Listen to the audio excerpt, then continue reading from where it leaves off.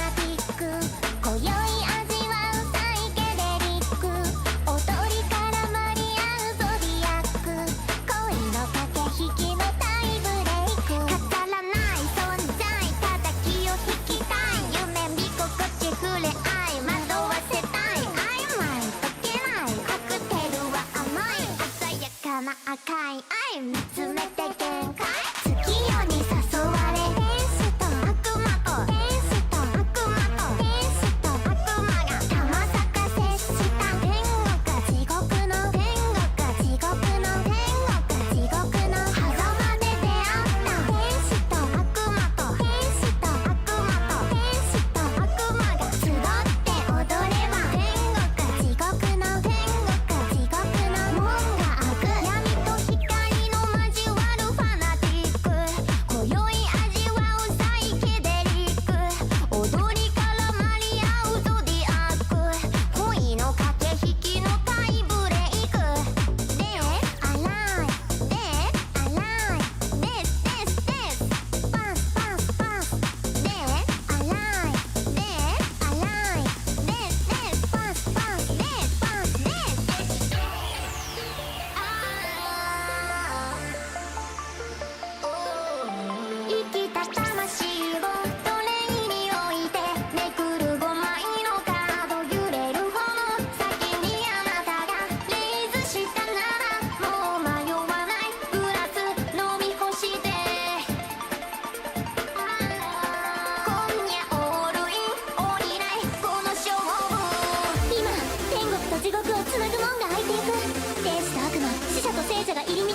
踊り笑い、全ては混沌の中に飲み込まれていく。それは世界の終焉であり、新たなる始まりでもあるのだった。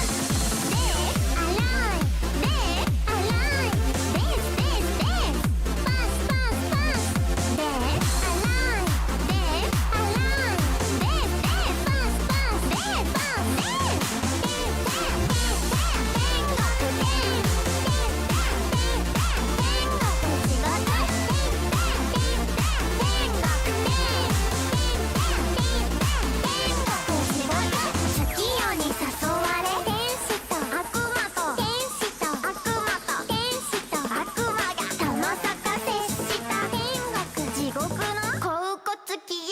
果てないムーンナイ天国地獄の地獄の狭間で出会った天使と悪魔と天使と悪魔と天使と悪魔が集って踊れば天国地獄の何地獄に地獄の狭間で出会うよ天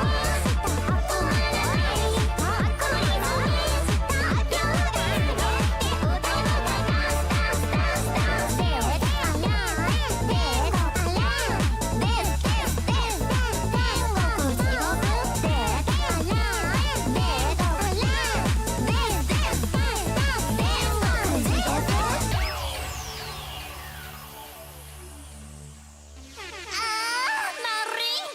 めっちゃ中期ないない足りないないないないない船買えないない背に腹変えられない間に終わったイエンダラポンドユーロマニシュキシュキルピアリラウォンゲンドンマニははい寄ってらっしゃいだったらおいでな社長様お宝売りますらレッツゴーオークションナンバー1ドクロのハータナンバー2オンボロパーカーナンバー3リップに眼帯は使用済みHow much? からの1億からの1億もう一声 How much? 1000からの2000からの300ぶっ飛んで5000ほじのマニマニとつけてほじのガリガリ脱上ホイマニはバレバレバレバレバレバレ売り出せやお宝ドバドバドバドバコインでもチュキコインシャインコインなんてねだらだら欲望かざされメラメラポンの満たされショーキロキラキコインぐるぐる世界が回されてスーパーチャーミングな You are happy so right いざハマかコングラチュレーションイエンダラポンドユーロマニシュキシュキルピアリラウォンゲンドンマニははいドラコマベセタンレアルマルクチュチュタイから米金銀銅マニはお宝売って入金やってお船を買ってハッピーキー出航して嵐にやってバッタンキューナンパ先で口座見てあなたの子がこりゃくちゃって大発見これをマリンと命名するレッチャー愛用チークランチのフォークよだれスカーフまだ足りない抜き出せブーツサービスサービスわがままボディの巨大How much? からのからのもう一声 How much?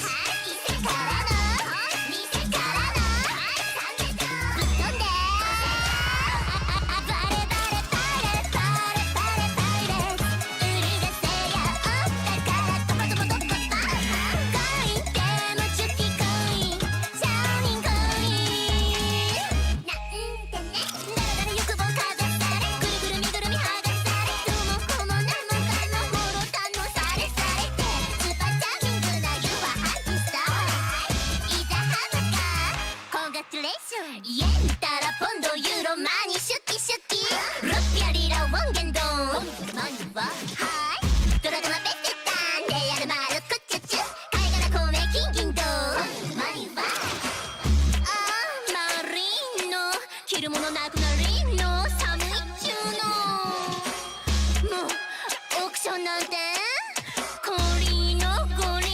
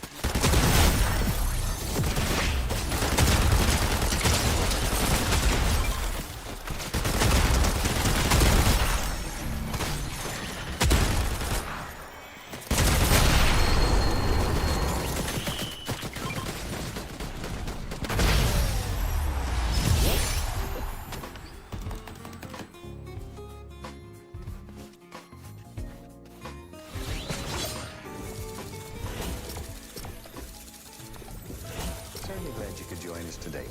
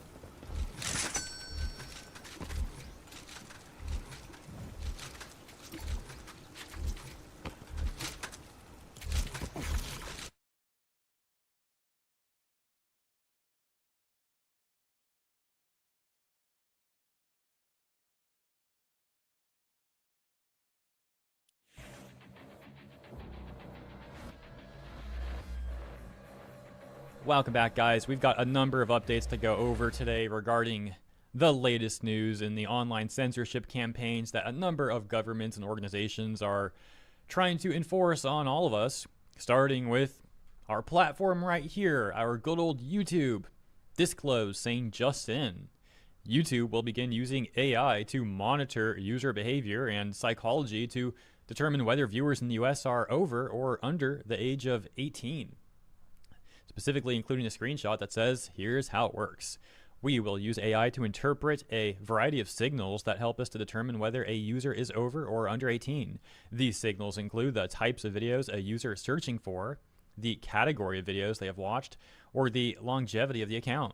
When the system identifies a teen user, we'll automatically apply our age-appropriate experiences and protections, including disabling personalized advertising, turning on digital well-being tools, adding safeguards to recommendations, including limiting repetitive use of some kinds of content.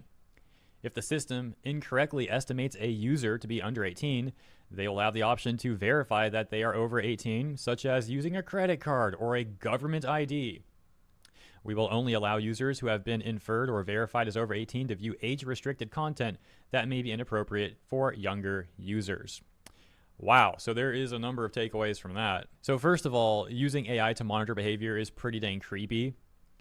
But then they say that if they estimate that you're under 18, you're going to be forced to submit your credit card or government ID to prove that you're not. Yeah, that policy seems pretty terrible in of itself, and it also seems like something that could be abused just to try to force people to submit their personal information. And then they take that even further by saying, we will only allow users who have been inferred or verified as over 18 to view age-restricted content that may be inappropriate for younger users. So certain content right here on YouTube, you might not even be able to watch it unless you have already submitted this personal information of yours. Yeah, it's just so crazy. All this stuff going on around the world around the same frame of time with these increasing regulations, increasing censorship, and more corporate and government overreach. And now right here on YouTube too, apparently. Hey, right around the same time, here's some news about YouTube doing similar stuff. Like, what the frick is going on, man? Pretty much everyone has the same idea right now that this is all way too suspicious, that it's all going around the same, like around the same time frames. Like, these corrupt people are not even trying to hide what they're trying to do here. They're like, yeah, we're going to do this stuff and you guys can't do anything about it. I mean, we'll see about that, but that's where things are right now. But there's also plenty more to go over in this video. So let me know what you think about this and let's continue on. So we got another UK politician just making a terrible statement on air, and it's just hilarious. Of course it's disturbing what's going on, but hearing these politicians is just hilarious because they sound so bad.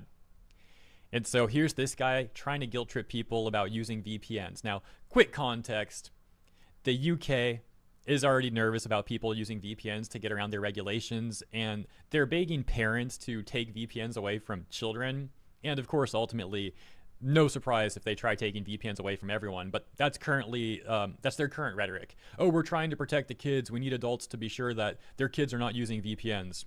And then as mentioned, probably like come for everyone's VPNs, but I digress. Let's watch this 20-second clip. Listen to this dude, man. For everybody who's out there thinking of using VPNs, let me just say to you directly, verifying your age keeps a child safe, keeps children safe in our country. So let's just not try and find a way around.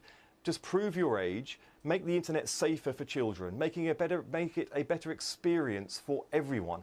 That's surely what we should aspire to in this country. Don't you dare use VPNs, guys. Don't find a way around it. We need to protect the kids. We can't have anyone using VPNs, and we need all your personal information, and we need to spy on you and monitor your social media activity and come after you for criticizing our government policies in any way, shape, or form. That's why we set up our elite task force. But, you know, don't question all of this. Just obey, guys. Just obey. It's the morally right thing to do. You care about the children, right? By the way, we're also making life worse for the children, too. But, of course, we're not going to mention that. Oh, and don't you dare mention those grooming gangs that are going after kids in real life and how we're not doing enough or really anything to stop that at all. Because mentioning that would be hate speech towards us, the government. We would certainly have to take action if you were to hate speech the government, guys. Okay, enough satire. I know, it's just, I can't believe these people. I don't know what else to say. It's just unbelievable. As if that wasn't all hilarious enough. As if this UK politician didn't already look terrible enough. I mean, the guy had to go off on Twitter and take it even further. Man had to go Kaioken on looking like a complete joke or something here. He needed that multiplier because he went on Twitter. And in response to Nigel Farage MP saying Peter Kyle's comments on Sky News are disgusting, he should do the right thing and apologize. Well, Peter Kyle, the politician we just watched, went on to say, if you want to overturn the Online Safety Act, you are on the side of predators. It is as simple as that. Yeah, I'm not even going to say what we're all probably thinking, but let's take a look at this community note that says, opposing the Online Safety Act isn't siding with predators, it's defending free speech. The law enables censorship, mass surveillance, and vague harm rules that threaten privacy and dissent. Rights groups worldwide have called it a danger to democracy. Oh, and what's this? A top response saying, hey Grok, did Peter Kyle vote against a new national inquiry into grooming gangs? And according to Grok at least, it says, yes, Peter Kyle voted against a Tory amendment calling for a new national inquiry into grooming gangs during the January 8th, 2025 debate on the Children's Wellbeing in Schools bill. All voting Labour MPs opposed it, 364 to 111 defeat. However, the government later announced a full statutory inquiry in June 2025 following a review. And then Australia sees what's happening in the UK and they're like, hold my beer. This news breaking on July 30th. So, yeah, Australia was in the news cycle a few days ago with their increasing regulations and collective shout and all that. And, hey, they got to get right back at the top of the news cycle, apparently. This being reported. Reuters saying, Australia widens teen social media ban to YouTube, scraps exemption. Prime Minister tells parents... The first bullet point had me laughing. Prime Minister tells parents, we have your backs. Friggin', yeah, you have your backs, you stab them in the back is what you're doing. Like, bro, really? Ban set to take effect in December. Other sites objected to YouTube's exemption. Sydney, July 30th. Reuters reports Australia said on Wednesday it will add YouTube to sites covered by its world-first ban on social media for teenagers, reversing an earlier decision to exempt the Alphabet-owned Google video. It's the ticker symbol, I think, but yeah, video sharing site and potentially setting up a legal challenge. The decision came after the internet regulator urged the government last month to overturn the YouTube carve-out, citing a survey that found 37% of minors reported harmful content on the site, the worst showing for a social media platform. I'm calling time on it, Prime Minister Anthony Albanese said in a statement highlighting that Australian children were being negatively affected by online platforms and reminding social media of their social responsibility. So anyone can make a poll and allegedly show results that show that, like, oh, this is harmful, and the government's going to be like, okay, yeah, that doesn't seem suspicious at all, and, like, it could be abused. And, like, even if that poll's accurate, it doesn't mean you just take action like this. I want Australian parents to know that we have their backs. The decision broadens the ban set to take effect in December. YouTube says it is used by nearly 3/4 of Australians aged 13 to 15 and should not be classified as social media because its main activity is hosting videos. Our position remains clear. YouTube is a video sharing platform with a library of free, high-quality content, increasingly viewed on TV screens. It's not social media, a YouTube spokesperson said by email. And you know, I'd love to defend YouTube, but like, with the news that we literally just read about the monitoring activities with AI, what are you guys doing? Like what are we doing here? Come on. Since the government said last year it would exempt YouTube due to its popularity with teachers, platforms covered by the ban such as Meta, Facebook and Instagram, Snapchat, and TikTok have complained. They say YouTube has key similarities to their products, including letting users interact and recommending content through an algorithm based on activity. The ban outlaws YouTube accounts for those younger than 16, allowing parents and teachers to show videos on it to minors. YouTube Kids is the thing already, isn't it? I mean, that's all they need to say. Like, we have YouTube Kids.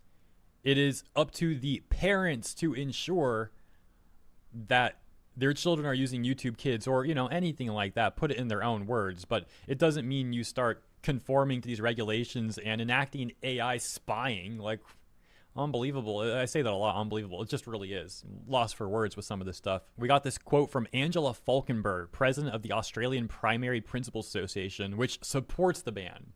She says, teachers are always curators of any resource for appropriateness and will be judicious. And that's funny. I thought teachers were supposed to teach, not become the moral police. Artificial intelligence has supercharged the spread of misinformation on social media platforms such as YouTube, said Adam Marr, Chief Information Security Officer at cybersecurity firm Arctic Wolf. You know, oftentimes these people in positions of power say that something's misinformation, not when it really is, but because it goes against the agenda that they're trying to spread. The Australian government's move to regulate YouTube is an important step in pushing back against the unchecked power of big tech and protecting kids, he added in an email. If you want to go check big tech, I think there's like other things you could do as opposed to disingenuously using children to censor the internet, to regulate people, to spy on them, to get their personal information, etc., all the stuff we've been talking about. And that takes us over to the next article, reclaimthenet.org, saying revealed Office of Communications, which is a regulatory agency in the UK, which to my understanding has government backing. And they say revealed Ofcom, Office of Communications, pressured Rumble and Reddit to enforce UK censorship laws beyond borders. Internal communications, now made public by the US House Judiciary Committee, shed light on a pattern of escalating pressure by the UK's communications regulator, Ofcom, aimed at pushing US-based tech platforms like Rumble and Reddit into adopting strict speech standards, even in apparent disregard for national borders and free speech protections. The emails expose how Ofcom has been leaning on Rumble to align itself with UK's Online Safety Act, a censorship law that vastly expands the state's oversight of online content under the guise of child protection and harm prevention. Rumble, which has consistently maintained that it is not within the scope of the legislation, told the regulator that the UK is not a target market, that the platform does not have a substantial user base in Britain. It's actually a pretty funny response. Yeah, you guys aren't even our target market. We're just not going to even bother with this. Like, get out of here. I mean, actually, we got the email here. Let's take a look. Dear Redacted, thank you for your follow-up email. Rumble has not finally determined whether the Online Safety Act applies to us, but we are inclined at this point in time to think it does not. We do not have a significant number of online users in the UK, nor is the UK a target market for us. And while Rumble is capable of being accessed by UK users, we do not believe there is a material risk of significant harm to UK users of Rumble. As such, we do not believe that a call is necessary at this time. Despite this, Ofcom responded with veiled warnings. In one exchange, the agency stated that it would be monitoring Rumble's position carefully. Oh, wow. And that it may follow up if Rumble's stance is contradicted by future activity or incidents involving UK users. The implication was clear. Remaining outside the regulatory net may not be tolerated for long. Ofcom also stated it would strongly encourage Rumble to take the steps required by the Act to protect UK users of internet services from content that is illegal in the UK or potentially harmful to UK children. So that's like the TLDR. I'm not going to read the full email again this time, but if you'd like to, it's on screen. And I even removed myself so you can get a better look or screenshot it or whatever you'd like. And they continue with the summary saying, yet Rumble operates from within the US, where citizens actually have free speech rights under the First Amendment. Well, according to UK Prime Minister in the clip we watched yesterday, Starmer was very much claiming that the UK has free speech. He just didn't sound like he believes it all and sounded completely full of it. And the actions of their government also suggest otherwise. But according to him, oh yeah, they totally do. And quick side note, by the way, shouts out to my UK viewers. You guys know I don't really have experience covering politics at all, let alone UK politics, but I've gotten a lot of kind messages, kind comments from people in UK saying that they're enjoying my coverage on this stuff. And I, as mentioned, greatly appreciate it. So let's continue. Rumble operates from within the US, where citizens actually have free speech rights under the First Amendment, raising serious concerns about the extraterritorial application of UK law to platforms governed by different legal frameworks. Further emails show that Ofcom believes a supervisory relationship between the agency and online services is the most effective way to review and assess compliance. Again, suggesting that companies should voluntarily submit to oversight or risk the alternative, legal coercion. We retain the right to legally request information, the regulator warned. Reddit also appears to be in the crosshairs. In a separate line of correspondence, Ofcom indicated that it expects a supervision plan to be in place for the platform, which, with particular emphasis on how Reddit handles so-called hate content, a term that remains dangerously elastic and open to political manipulation. This shows how regulators are leveraging ambiguous language and compliance pressure to steer speech policies on platforms that are not even based in the UK. Ofcom's behavior shows a bureaucratic intent to expand its influence far beyond Britain's borders, effectively demanding that foreign platforms enforce UK legal standards on content that may not be illegal elsewhere. And the last thing we're going to take a look at is this article from The Telegraph regarding Spotify, titled "Spotify Threatens to Delete Accounts That Fail Age Verification."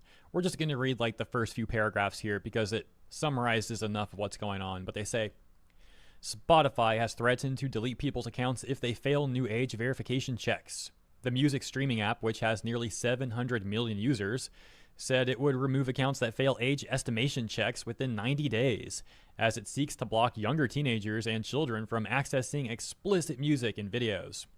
The age estimation check thing seems reminiscent to what we read earlier about YouTube age estimation stuff. And this quote saying, "You cannot use Spotify if you don't meet the minimum age requirements for the market you're in." A new page on Spotify's website reads, "If you cannot confirm you're old enough to use Spotify, your account will be deactivated and eventually deleted." On Wednesday, social media users began reporting a new pop-up appearing within the music streaming service, asking listeners to verify their age using Yoti, a smartphone app that uses face scanning technology to estimate a person's age. Those judged to appear underage will be asked to complete a further ID check. The accounts of users that fail to pass an ID check within 90 days will be deleted. Spotify said users who are asked to verify their age could decline to undertake the check, but they would be blocked from accessing adult videos. Spotify said some users will now have to confirm their age by going through an age assurance process. For example, when a user attempts to watch a music video that has been labeled over 18 by the rights holder for that video, Spotify may serve a prompt for that user to confirm the user's age. Yeah, what's next? They're going to say something like, "Hey guys, with the rise of AI across the internet, we need to assure that you're a real human and not a bot. So we need you to comply with our human assurance regulations. I'm sure you understand, it's for the greater good. It's a very easy process. Just submit your facial scan and a government issued ID, and we also need like a thumbprint scan from you too. You know, all very reasonable stuff to protect everyone. Again, for the greater good." Who knows like what extreme they'll stop at. I don't trust any of these people, any of these governments and companies and all of them, you know. Dude, it's a freaking mess. Let me know what you guys think about this stuff in the comments. As always, thank you so much for tuning in. Hope you enjoyed my coverage, and if you did, please consider liking and or subscribing. Appreciate you. See you in the comments and in the next one.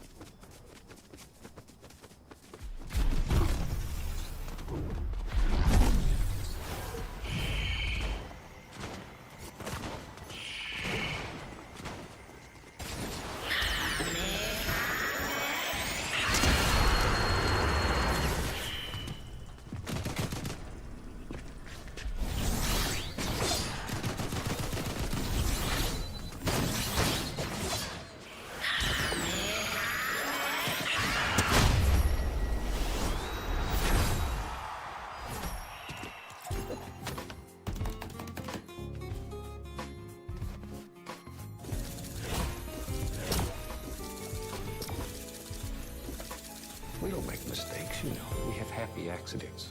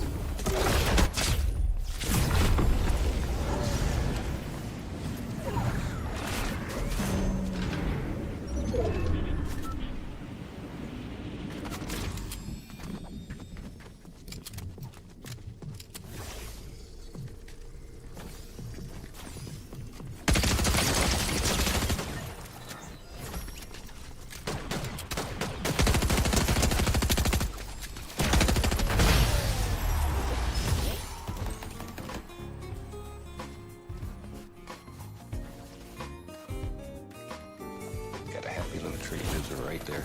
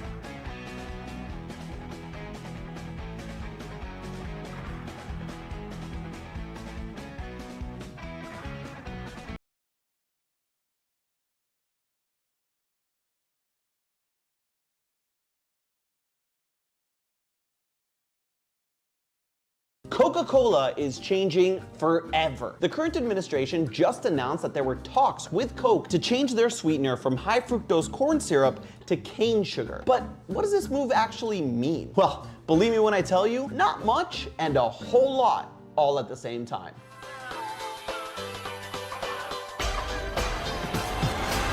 Hello, Internet! Welcome to Food Theory, the show with a host that's naturally sweet. And today we're talking about my favorite thing in the whole wide world, Coca-Cola. If you've been paying attention to the news recently, and let's face it, who isn't, the world is on fire, you may have caught wind of an announcement that Coca-Cola will be shifting their sweetener from high fructose corn syrup to cane sugar here in the US. Reason being, it's supposedly a healthier alternative. Now, using cane sugar isn't some weird out there idea. It's how Coca-Cola used to sweeten their drinks for years here in the US. Until 1984, when they made the switch over to high fructose corn syrup. And cane sugar is still the sweetener used in other parts of the world, like in Mexico, countries in South America, Europe, Asia, and Africa. Now, one thing to mention is at the time of writing this episode, Coke has neither confirmed nor denied the announcement. But regardless, I wanted to jump in and talk about this because there's a lot of questions and uncertainties floating around social media about this move, and there are bigger ramifications here than meets the eye. But to get there, we have to answer three big questions. 1. What are high fructose corn syrup and cane sugar? 2. Why does this move even matter? In other words, is cane sugar actually healthier than high fructose corn syrup? And once we have those two answers, we can tackle the big one. How will this move affect the US economy? And you're gonna wanna stick around till the end of the video, because there's actually a third option that Coca-Cola should switch to if they don't wanna doom us all. In this era of healthy living we're in, you might hear of high fructose corn syrup and cane sugar quite a bit. My experience is usually seeing a food or drink proudly say it's made with real cane sugar and not high fructose corn syrup. I wouldn't be surprised if that's your experience either, because high fructose corn syrup has gotten a pretty bad rap here in the US. So what exactly is it? As the name suggests, high fructose corn syrup comes from the sweet potato. I'm kidding! Geez, tough crowd. It's actually a liquid sweetener made from corn. The process starts by milling corn. Milling is basically the fancy term for grinding something down into a powder. In the case of corn, it means taking whole kernels and breaking them apart to separate the useful stuff, like starch, protein, and oil. For high fructose corn syrup, we care about the starch. Once it's separated, it's broken down into glucose using enzymes. But here's the twist. Another enzyme is added to convert some of that glucose into fructose, the sweeter of the two sugars. The result is a syrup that's super sweet and easy to mix into drinks and processed foods. Depending on how sweet they want it, manufacturers adjust the blend, usually landing at either 42% or 55% fructose. But don't let the different percentages fool you. In either case, it's still high fructose corn syrup because regular corn syrup has zero fructose. So 42% is still way higher than zero. Cane sugar, on the other hand, comes from sugarcane, a tall, grassy plant often found in tropical areas. As a kid, I remember I'd get sugarcane from the local market and gnaw on that bad boy like it was nobody's business. It was a delicious post-soccer treat, highly recommend. The process starts by crushing the cane to squeeze out its juice, which is naturally loaded with sucrose. That juice is then boiled down to concentrate it, and as it cools, sugar crystals form. Those crystals are separated from the leftover syrup, aka molasses, dried, and voila! You've got cane sugar. Relatively simple process, which might be a factor in why it's seen as a healthier ingredient. It's processed, but not ultra processed. Speaking of which, does getting up and out feel like more and more of a process to you? Have a hard time focusing on anything? Well, focus on this! Does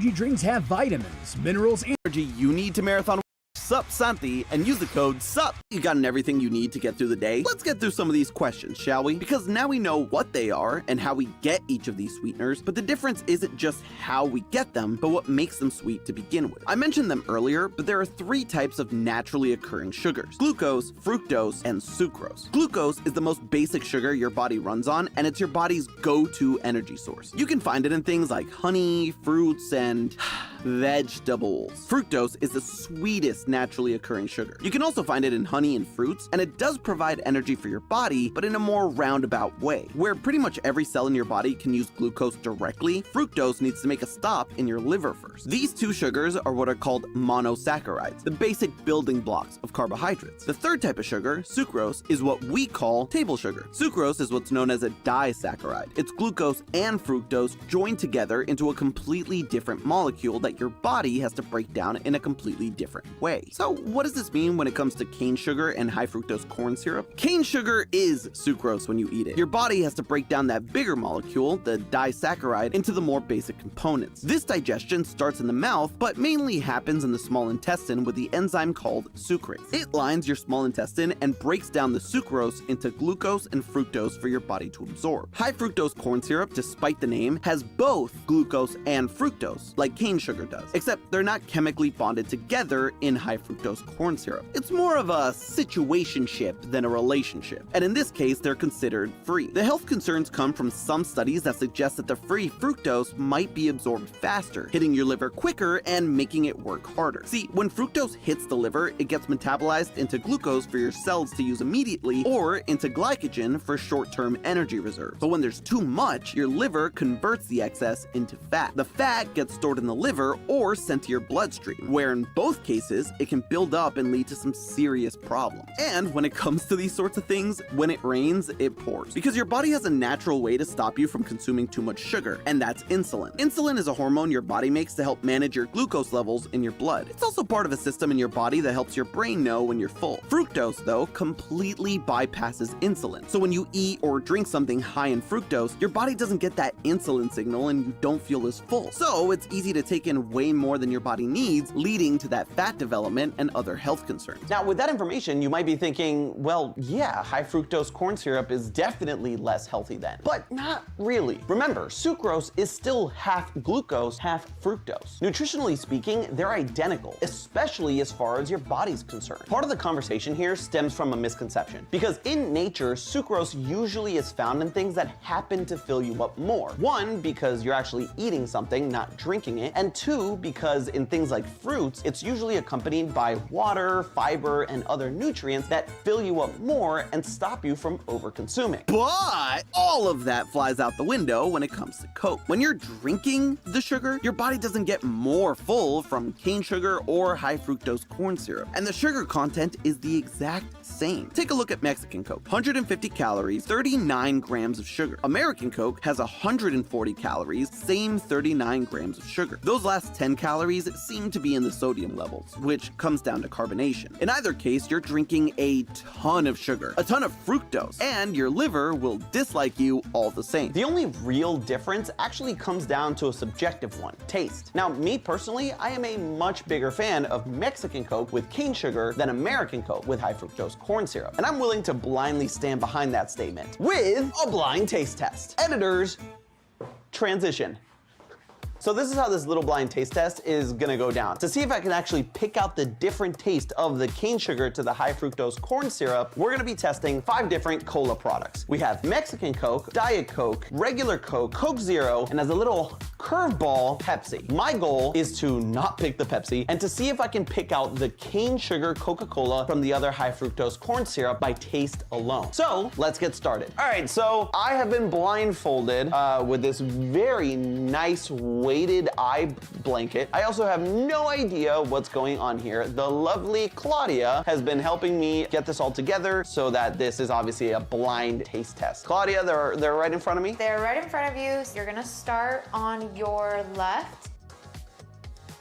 That's Diet Coke. I don't like Diet Coke because it's so very different and there's like a weird sweet aftertaste to it. Next one. Ooh. Oh, that just tastes good. I think that just tastes like regular Coke. It might taste like Coke Zero. Yeah, it's just, there's this sweetness there that's throwing me off because it tastes really, really good. And it makes me think it's the Mexican Coke. That's Mexican Coke. All right, that's Pepsi. That is 1000% Pepsi. I'll almost lock it in. No, that's Pepsi. No, that's the last one. This one tastes good and it tastes real. I think I can taste the cane sugar in this one. You had previously said Mexican Coke for number 2. No. Cup number 2 is regular Coke. It's much sweeter. Number 1 is Zero. Number 2 is regular. Number 3 is Diet. Number 4 is Pepsi. Number 5 is Mexican. Locked in. So number 1 was actually the OG American Coke. Oh, what? Number 2 was Coke Zero. Okay. Number 3 you got correct. Diet Coke. Diet Coke. 4 you got correct. Pepsi. And number 5. And 5 you got correct, which is Mexican. Okay, Mexican Coke with cane sugar. I could absolutely tell. Even even though, again, nutritionally speaking, there's no real big difference to your body between these two, I personally could detect a very big difference between the two. As soon as I tasted this, I knew it was Mexican Coke, especially in comparison to the others. Now, obviously, we can talk about the difference between diet, zero, and regular, and how there's calories and no calories. But as far as cane sugar and high fructose corn syrup, there really is no big difference other than that preference. I'm telling you, same sugar content, different taste. And honestly, if that were the sole reason, I'd be all for it. But saying it's healthier is honestly disingenuous. Neither is technically worse than the other, especially in liquid form. But like I said at the top of the episode, there's serious economic ramifications to this. See, there's a reason why American Coke uses high fructose corn syrup instead of cane sugar. The US agriculture industry grows more corn than any other crop. Corn has always been the bumper crop of America's heartland, but high fructose corn syrup and the corn as main animal feed booms were both likely supercharged in the 1970s thanks to government subsidies for farmers. Essentially, the government pays farmers to grow it, whether we need it or not, which makes corn dirt cheap. And when you got cheap corn, you get cheap corn syrup. And you know what companies love to do? Not spend money. So naturally, Coke started using high fructose corn syrup to keep things nice and cheap for them. So if things go ahead with this change, the production cost is gonna become more costly. The most recent industry data shows that high fructose corn syrup costs about 20 to 30 cents per pound, while cane sugar usually costs around 40 to 50 cents per pound. Doesn't sound like much, but remember, we have to multiply that by a factor of thousands or even millions because of how much Coke is made, which means it's gonna cost more to make, and therefore is gonna sell at a higher price to cover these costs. That's just how business works. But it's not just the cost of sodas we need to be worrying about. Coke is up there as one of the largest buyers of high fructose corn syrup, using it for most of their beverages. If they stop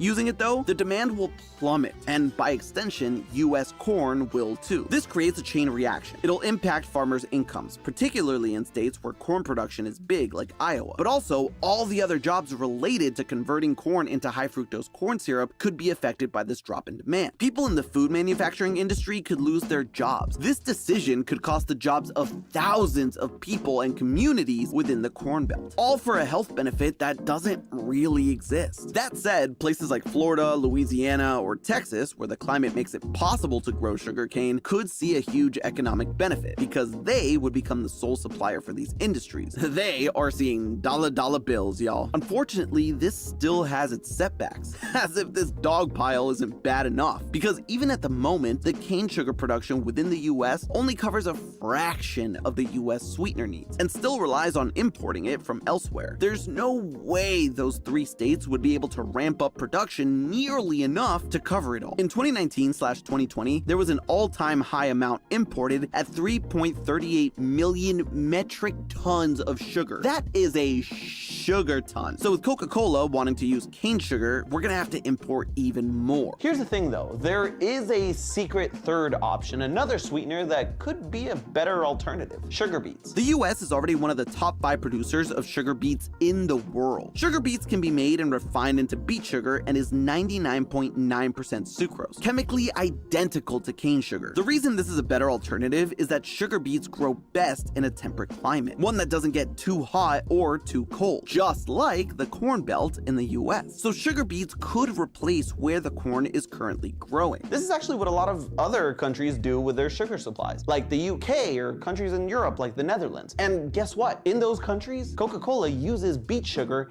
as their sweetener, so it's not completely unheard of. With a similar climate, the US can pivot, and those people who may lose jobs from a lack of demand for corn could easily shift to growing sugar beets. It's not a perfect solution since the entire Corn Belt isn't fully suited to growing sugar beets, but if corn really is out of the conversation, there could be a world where US sugarcane production can increase to help complement the sugar beet production and fill the gap. Problem is, this is just a theory to minimize the economic gut punch that this change could bring about, but it wouldn't be cheap. Sure, the agricultural impact would be smaller, and the economy wouldn't suffer as much from such a pointless change, but beet sugar wouldn't be any healthier. There's no such thing as healthy when you're drinking 39 grams of sugar in a single can. The problem isn't the sweetener, it's the amount, it's the excess. That is a conversation we should be having. Sugar consumption is down across the country, but on average, young people are still having 1 can of soda a day. It doesn't matter if it's high fructose corn syrup or cane sugar or beet sugar, the impact it has on your health is the same either way. And who knows, if it all fails, maybe they'll just go back to the original recipe. But hey, that's just a theory. A food theory. Buen provecho. And hey, want to see more? Make sure to click the link on the screen now. And as always, I'll see you next week. Bye!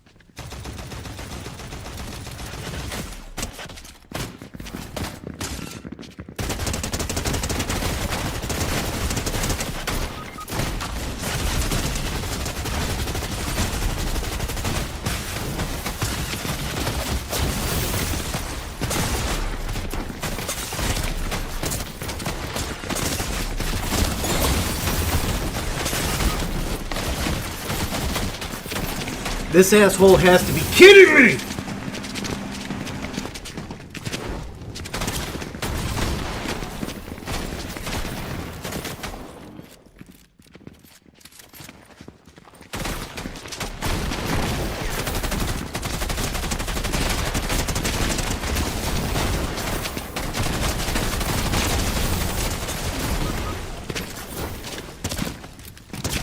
I'm fucking done.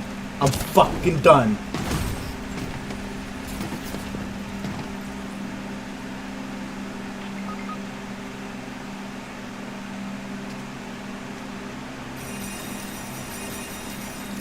Bugs, I gave these people the best fucking SMG. I gave them like 4 copies.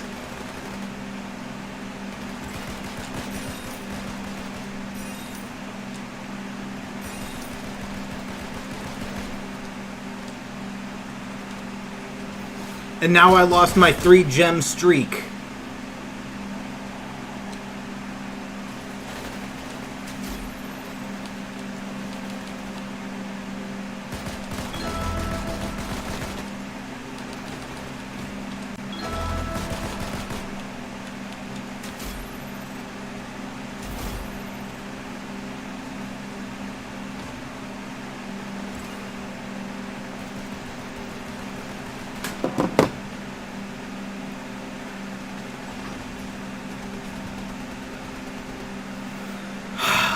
I think I'm done for today.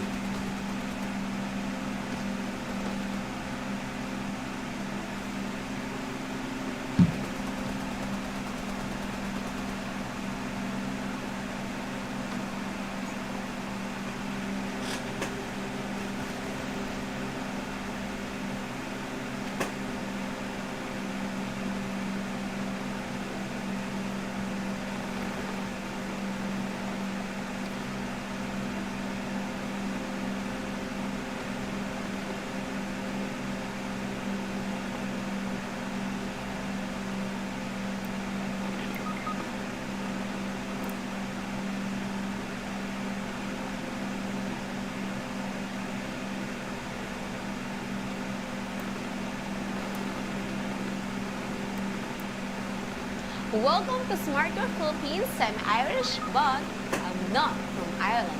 Irish is my real name. And I'm a Filipina. In today's episode, I'm talking about Filipina shit test. And I've got Jinky here to help me.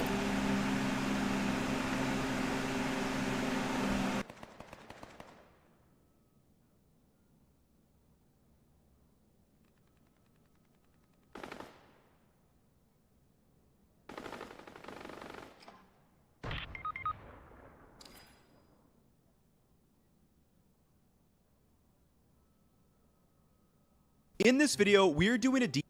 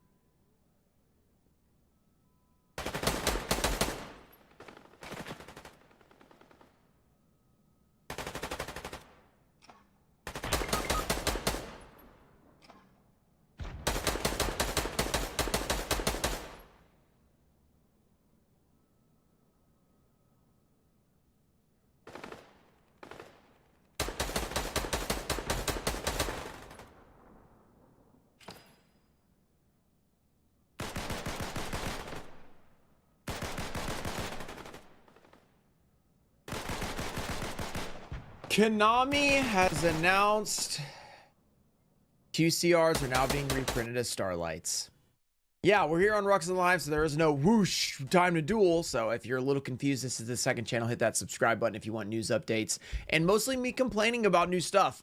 Sadly, I wish there was more things I could do over here that weren't negative, but it feels like a lot of times this is negative. Though I do have something that I think might actually be a positive to take from this current news. So we're going to get to that towards the end, but we'll start with the complaining. We love to do that.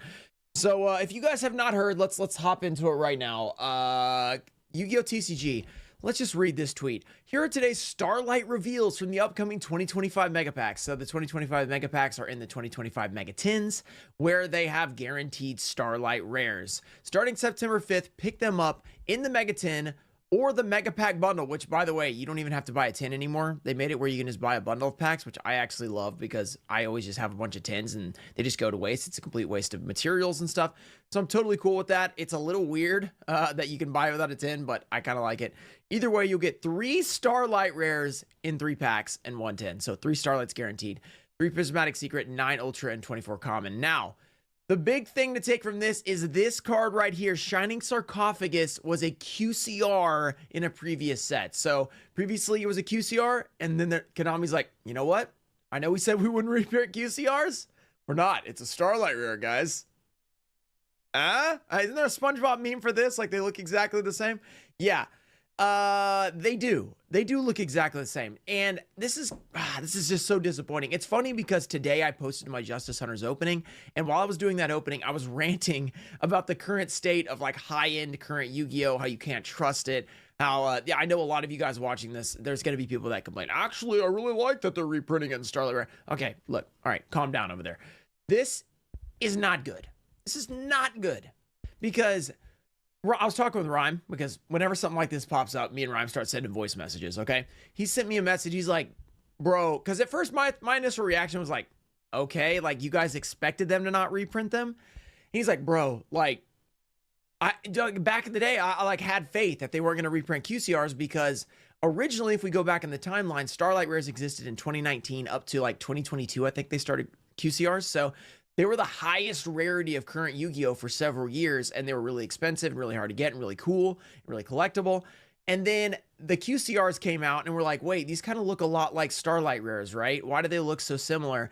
And then they started reprinting the cards that already had Starlights, and people started freaking out like, oh no, they reprinted Stardust as a QCR, Black Rose. All those ones that we, you know, invested our money in and collected, they're now making the QCR version. It was like, oh, what a bummer. Well, okay, so that is what it is, right?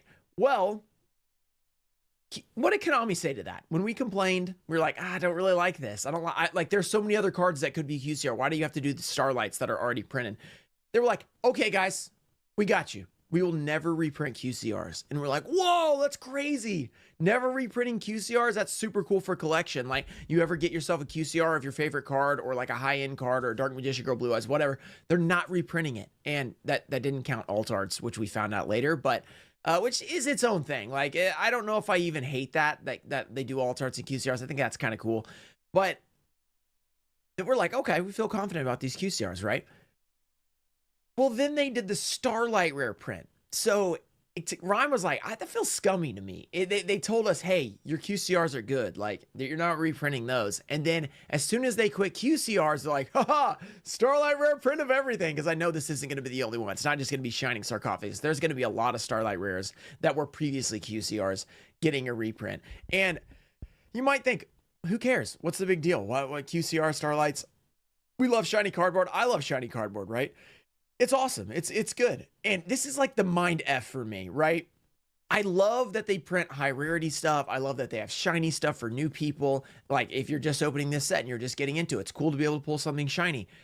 The problem is, I think this was the huge mistake, okay? Whether or not you're okay with them reprinting QCRs as Starlights or whatever, I think the massive mistake that Konami made was making QCRs and Starlights essentially the same rarity. Now you can say, oh, there's gold text on the QCR and there's a stamp on the QCR, so not the same. And it's like, yeah, you're right. It's not the exact same rarity, but if you took two and you showed them to a new player or like a random person, they'd go, yeah, those look the same to me. Like very shiny, a lot of lines on them, super holographic, right? That's the same card, like same rarity. And you're like, no, actually, this is QCR, this is Starlight.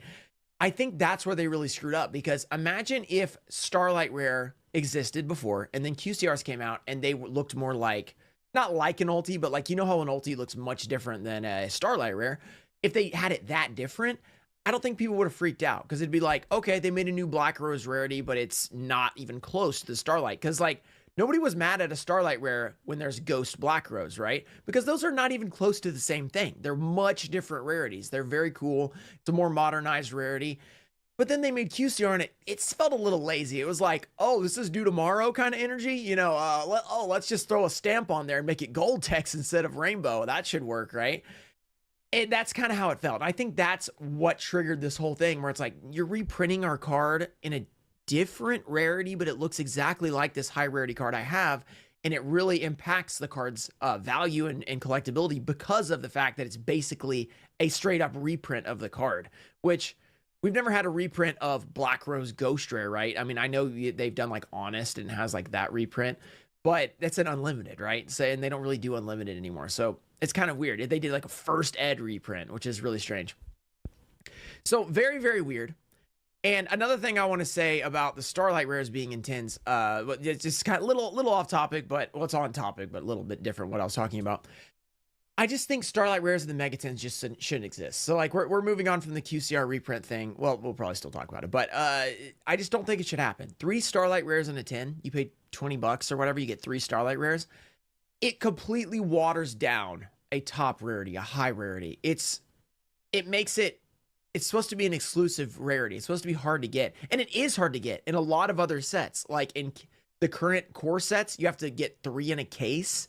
So 288 packs, almost 1 every 100 packs you're getting a Starlight. But then you buy your Mega Tins and you get 1 every pack?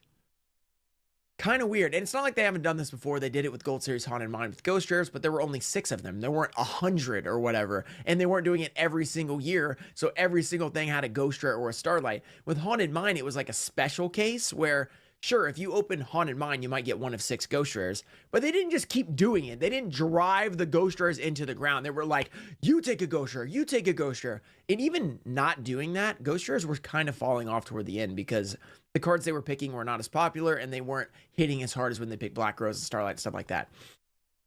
Well, now speaking of falling off, we're putting Starlight Rares in every product. Starlight Rares that are reprinting QCRs. Starlight Rares, 100 of them in the Mega Pack. We're putting hundreds of, if they do a rarity collection at some point with Starlights, it's going to have 200 of them. And they did it with QCRs, everything out of QCR. It's just too much. It's too much for Starlight Rares. We need an exclusive rarity that's not in everything, right? It needs to be cool when you pull it. It doesn't need to be like, oh, I like how shiny this is, and that's the coolest part about it. It needs to be like, oh my gosh, I got a Starlight Rare. It's like you're at your locals, and everybody goes, oh, and they see the shine, you know? You show the sign, everybody's like, you got one! Ah, they're running around like crazy. It's not like that. You're at your locals, you're opening Mega Tins, like, cool, nice shining sarcophagus, bro. Not really. Don't really care about it. Yeah, whatever. Open your packs. Like, there's nothing cool about pulling a Starlight anymore. It's just so watered down. They've taken everything out of it. They seeped every bit out of this rarity, and they've absolutely destroyed it. Now, here's the positive side. Okay, I know that was a lot of negative. Here's my positive for this, okay? I was still talking with Ryan, and Ryan was like, you know, it's actually kind of cool because if you think about it, QCRs, they're kind of like the high rarity now. And that jogged my memory to back when we did the 1K investment for this year. I bought a ton of QCRs from Bonanza. And I'm like, look, these can't get reprinted. Assuming we trust Konami, which I don't, but they're at least going to have to break their word to reprint QCRs as QCRs, right? I mean, they're supposed to be done with those. And I actually believe them for this because we're way past the 25th anniversary, right? So if they just randomly whipped out 25th anniversary cards, it wouldn't even make sense, like, for them to do it. They're just going to do Starlights over and over and over. And they almost tipped their hand to us like, okay, we're not going to reprint 25th anniversary, but showing us this shining sarcophagus, they showed us that they're just going to continually throw Starlights into the ground. So we can now make a tier list of highest rarity. 25th anniversary is at the top. And then Starlights are way down here with some of the other stuffs like Prismatic Ultis and stuff like that. Because QCRs are not coming back. Because we're past the 20th. They might make 30th anniversary, but that's still a different year. It's straight up a different card, right? It might look exactly like 25th anniversary, but it will have that 30th anniversary stamp. And by that time, it's been 5 years. So they've actually given it time to breathe like they did with like Ghost Rares and stuff like that. It's actually pretty cool because I think now if you want to buy current Yu-Gi-Oh, you actually have a target. You're never buying Starlights because you're going to get absolutely decimated by 28 reprints of them. Quarter centuries, if you buy a quarter century Dark Magician Girl from Bonanza or Stampede or whatever, it's not getting reprinted. It'll get reprinted in a Starlight or some other rarity or whatever, but your quarter century rare is going to be the only quarter century rare ever, right? Which is pretty awesome if you think about it. So I kind of like that there's now somewhere for collectors to zone in on. They can zone in, okay, I'm going to collect all the QCRs. And it was kind of bad at the time how many QCRs they produced, but now that we know they're not getting reprinted, if you want to collect all the QCRs, you're good. Like, that's a set collection. You don't have to worry about more coming out. Like Starlights, you're never going to get the whole collection because you're going to get burnt out because there's thousands of them, right? Every Megaton, you got to get 100 more. You don't have to do that with QCRs. You can straight up just collect all the QCRs and it's never, ever going to be added to. Like, there's probably, I don't know, how many did they make? 1,000 QCRs? That maybe less. I don't know, because they did a lot of nostalgia stuff and all that Bonanza and Stampede. So maybe not 1,000, maybe 500. I don't know how many it was, but that collection is going to be set forever. It's like collecting the number cards. I guess they can come out with new ones of those, but a lot of times it's just those old ones that you need to collect, you know? So I'm actually kind of excited about that. I think that's kind of cool. And that might be a cool goal for people to go after if they want to collect Yu-Gi-Oh! Because I'm always looking for new things for collectors to actually do that makes sense, right? If you're going to spend thousands of dollars on a collection, you want it to at least somewhat hold up in value. I know there are going to be people like, why? You're a collector. You shouldn't care if it gets reprinted. You don't care if it's worth no money. Get real, guys. You don't want to spend $5,000. This is an expensive hobby, right? This is a really expensive hobby. Nobody wants to spend $5,000 on their hobby and then it'd be worth $500 in a couple years. Like, that's just dumb, okay? Like, I get that you're trying to be like, actually, real collectors just care about the artwork and everything. It's like, yes, that's why they collect it in the first place, right? If they're not like, I love this artwork so much, I'm gonna spend $5,000 on it and just lose all my money. Like, some people can do that, but a lot of people can't afford to do that, right? And it's the same reason players don't want to spend $1 million on their deck, right?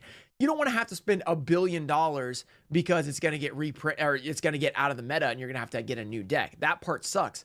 That's kind of like the collector thing. If you have a certain card and then they reprint everything, it's almost like the new meta came in, right? And just killed your whole deck and you lost all your value and all your cards except your staples or whatever. So I feel like you guys can vibe with us, right? You hate when that happens. Like, you buy the entire Tenpai deck and then all of a sudden it's dead and there's a new, the K9s are here. That probably is not a relevant example, but I'm just using two archetypes that are popular. But that sucks, right? It sucks. You're like, oh, well, all my cards that were $1,000 are now $100. That sucks. And you can't even really use them anymore because they suck. So the collection, it's a little different because, like, yeah, you can keep the cards. It's cool. But, oh, but you're a collector. You should never sell your cards.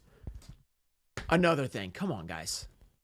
Collectors don't, just because you're a collector doesn't mean you have to collect every single card and keep it forever, right? And because nobody does that. Because collectors like to collect new things, and a way to get new things is to sell your old ones, right? Or trade your old ones. You trade it for something else. You go trading card game, all that different stuff. So I feel like that's a few things I've seen a lot recently that I think is very unfair to collectors, that expecting us to just eat the loss because we are collectors, or you shouldn't care about your value, or oh yeah, you should never ever want to trade your cards or anything like that. It's like, come on. We all want to trade cards. We all want to improve our stuff. We all want to, oh, I paid 100 for this, get 100 back. I mean, that's like a dream, right? You paid 100, you got to keep it for a while, maybe even played in some decks or whatever. I don't know. I'm off topic now. I'm just ranting about comments from my my other video, but I think that this is a very strange situation. Very strange. But I think there is the positive. I think QCRs might be the new thing to aim for, if you weren't already, because I know some people were already doing that. But Starlight Rares, to me, are just, I mean, they're cool. They look great. I will say I like how Starlights look better than QCRs, but you just can't trust them. You can't trust Konami. So pretty interesting situation. Let me know your thoughts in the comments.